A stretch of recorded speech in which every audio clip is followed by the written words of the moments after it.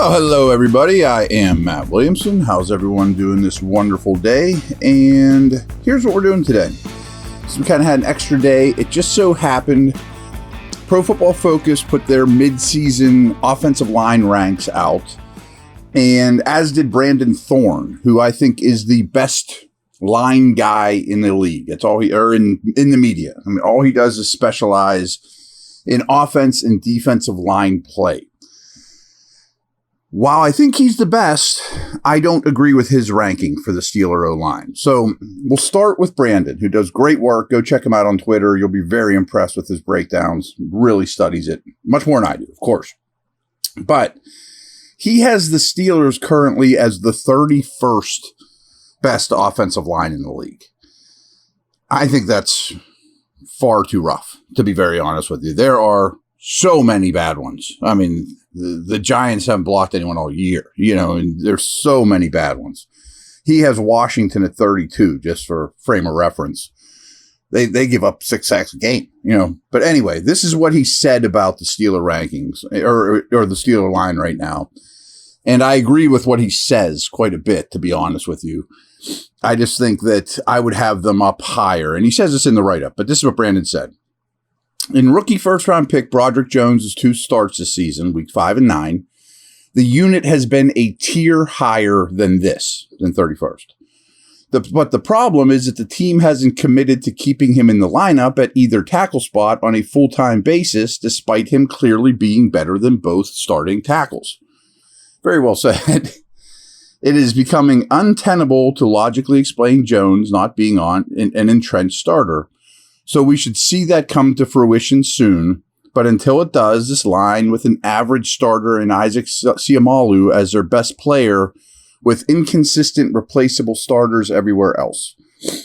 Their pass protection ability is also hurt by a low amount of play action, they're 30th in play action, or schemed help, magnifying their deficiencies. So, a lot to be said there. And I agree with very, very much of it. I do think Jones is going to be a starter. I mean, maybe we'll know that by the time you hear this. And assuming that happens, I think you move them up a tier. I mean, I think they're 22nd, maybe even 20th, something like that. So Pro Football Focus has the Steelers at 18. But I guess they put these out every month. So it's up 3 spots from 4 weeks ago. They don't have much of a write-up here, but they do have one little nugget. First off, they say Isaac Seumalo is the best player. And while he started his Pittsburgh career slowly, Seumalo ranks 8th amongst guards in PFF grade since week 3. That adds up to me. And then their other note is on James Daniels. His 87 pass blocking grade ranked 5th amongst guards in week 9. Also since week 3, his grade ranks 2nd among all guards. So week 3 on, Steelers have the 2nd best guard and 8th best guard per Pro Football Focus. Now, I don't think they have 2 top 10 guards, but I also think they have a well above average set of guards. And if you put Jones in there with some replacement level dudes as the rest, obviously, I think you get to much closer where Pro Football Focus has them. And to be honest, that shocks me. If you would have said before I read either one of them, do you agree with Brandon or Pro Football Focus? I would have bet it would have been Brandon. But there you have it. Be back in a minute, and then I want to introduce you to the Green Bay Packers.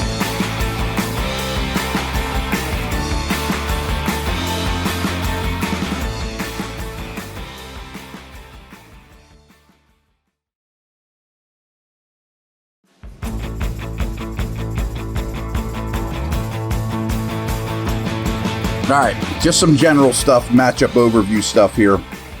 Steelers are 3-2 at home.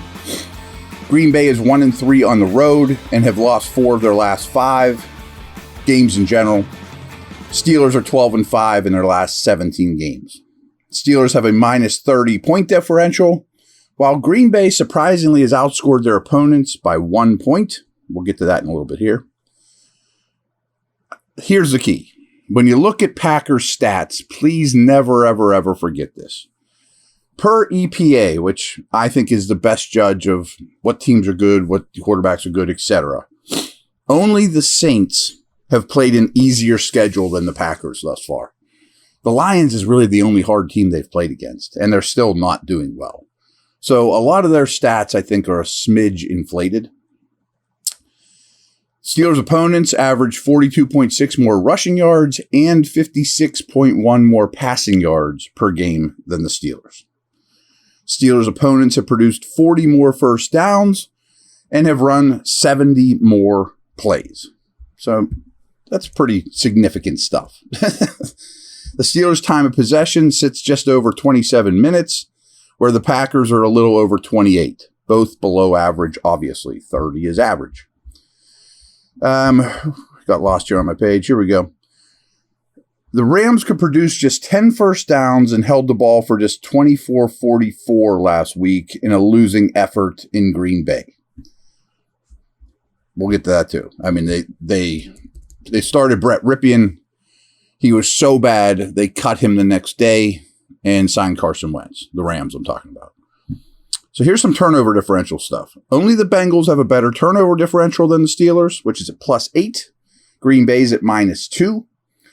Only two defenses have more than the Steelers' 16 takeaways, while Green Bay has only taken the ball away 8 times. Steelers have double the number of takeaways.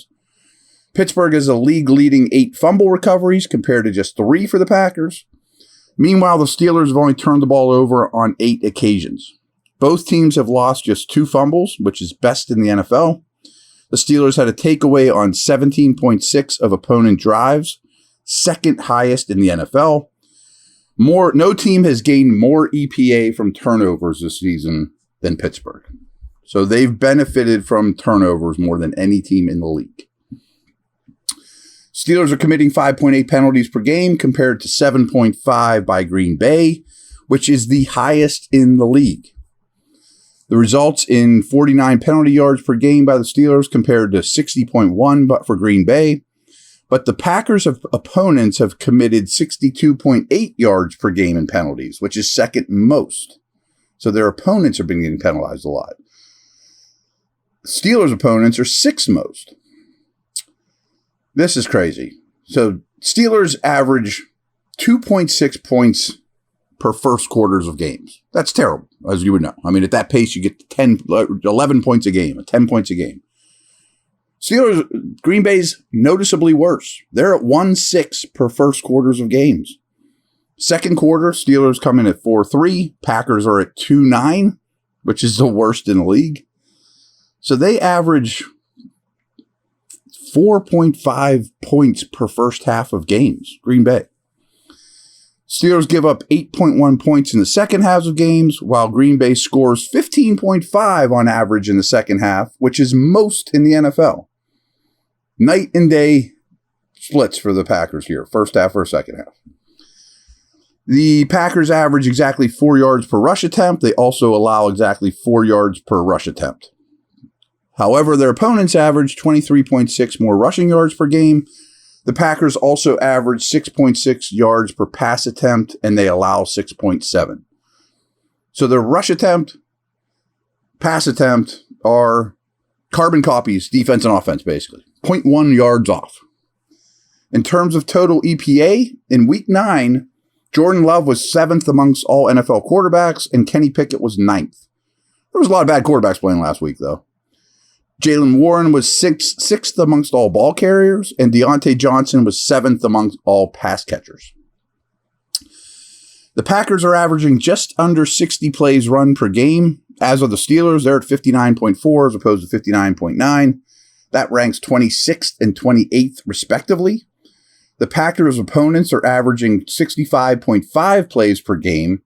Pittsburgh's opponents are averaging 68.1. That ranks 25th and 30th, respectively. Something has to give. 53.5 of the Packers' set of downs reach third down, 30th in the NFL.